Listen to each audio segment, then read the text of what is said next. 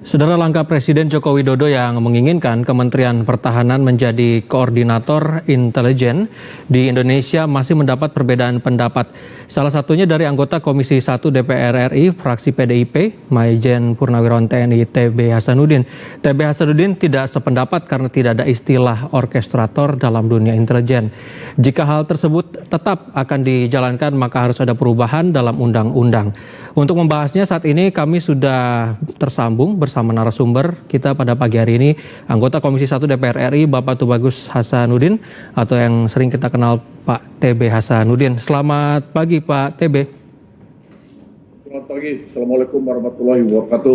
Waalaikumsalam warahmatullahi wabarakatuh. Baik Pak TB, tadi sempat juga kami sampaikan di informasi sebelumnya bahwa ada perbedaan pendapat dan Pak TB juga termasuk yang berbeda pendapatnya dengan Presiden Jokowi yang menyatakan bahwa Kemenhan akan ditugaskan sebagai orkestrator yang saat ini sudah banyak dicerna, ya ini menjadi koordinator intelijen. Bagaimana sebenarnya pendapat dari Pak TB sendiri? Ya, maaf suara Lorenzo tidak begitu jelas ya, tapi saya bisa menangkap kira-kira begini ya. Apa yang direncanakan oleh Bapak Presiden itu, mari kita lihat acuannya, yaitu masalah intelijen negara itu ada dan diatur di dalam Undang-Undang Nomor 17 Tahun 2011. Saya ingin menjelaskan dulu tentang pasal 9. Siapa sesungguhnya penyelenggara intelijen negara itu adalah yang pertama BIN, yang kedua intelijen TNI, kemudian intelijen Polri, intelijen kejaksaan, dan intelijen kementerian, lembaga pemerintah, non-kementerian. Nah, dalam pasal 38 sangat jelas disebutkan dalam ayat 1 bahwa BIN adalah sebagai koordinatornya. Jadi saya ulangi lagi, koordinator dari seluruh penyelenggara intelijen negara itu adalah BIN. Ini tercantum dalam pasal 38 ayat 1. Dan kemudian dalam ayat 2-nya dijelaskan, intelijen yang lainnya wajib berkoordinasi dengan BIN. Jadi untuk kami sudah sangat clear ada di dalam Undang-Undang Nomor 17 Tahun 2011 bahwa BIN lah yang menjadi koordinator seluruh penyelenggara intelijen negara. Itu yang ingin kami sampaikan.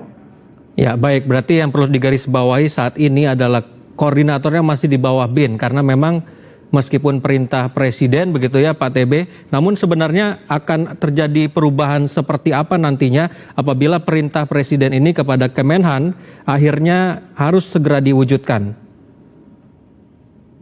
Saya ingin sampaikan dulu ya, di dalam pasal 39, tugas BIN sebagai koordinator itu apa? Yang pertama mengkoordinasikan, kemudian memadukan, dan kemudian melaporkannya kepada Presiden Republik Indonesia. Nah, ini juga ada aturan Perpresnya.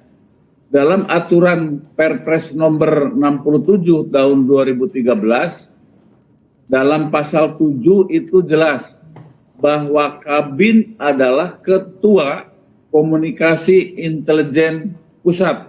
Jadi sebagai ketua merangkap koordinator. Ya. Kemudian siapa di bawahnya, yaitu Kepala Intel Kepolisian, Asintel Panglima TNI, Jam Intel Kejaksaan, dan pimpinan intelijen kementerian. Sehingga kalau memang ada perubahan, harus dirubah dulu Undang-Undang Nomor 17 tahun 2011 plus Perpres turunannya, yaitu Perpres Nomor 67 tahun 2013. Kira-kira seperti itu yang ingin kami sampaikan.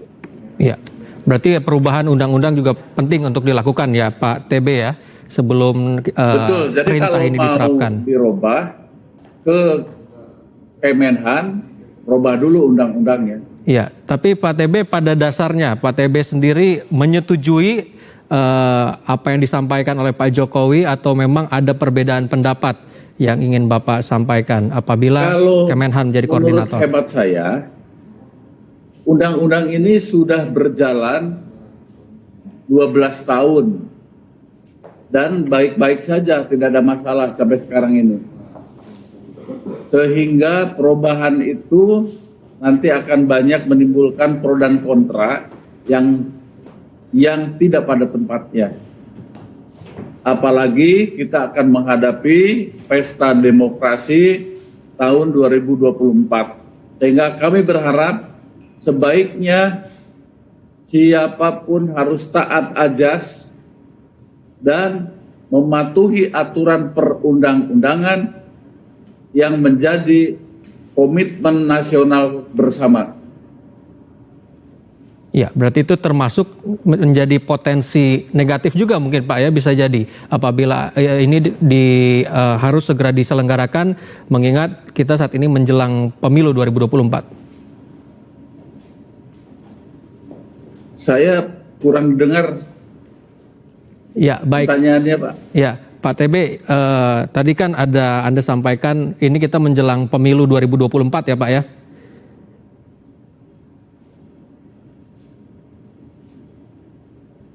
Ya, halo? Ya, baik.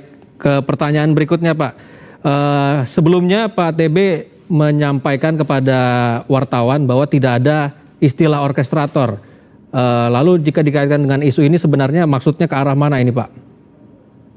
Ya, istilah itu tidak didapat dalam aturan perundang-undangan. Ya, dalam aturan perundang-undangan itu ya, itu hanya sebagai koordinator ya, yang mengkoordinasikan seluruh intelijen negara yang terdiri dari beberapa komponen yang saya sebutkan, yaitu intelijen Tentara Nasional Indonesia, intelijen Polri, intelijen Kejaksaan, dan intelijen kementerian dan lembaga non-kementerian. Jadi sudah clear istilahnya, tidak ada yang tadi disebutkan itu, tetapi sebagai koordinator. Kami acuannya selalu aturan perundang-undangan yang berlaku.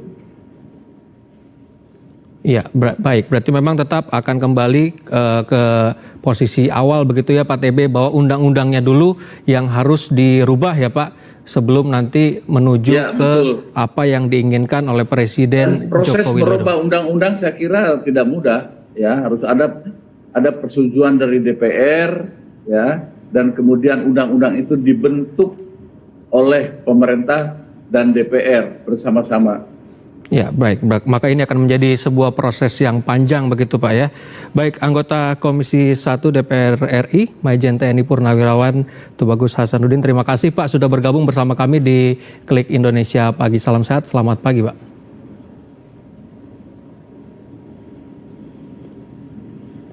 Ya, terima kasih Pak TB Hasanuddin sudah bergabung bersama kami Pak di Klik Indonesia Pagi. Terima kasih, mohon maaf ini suaranya hilang. Ya.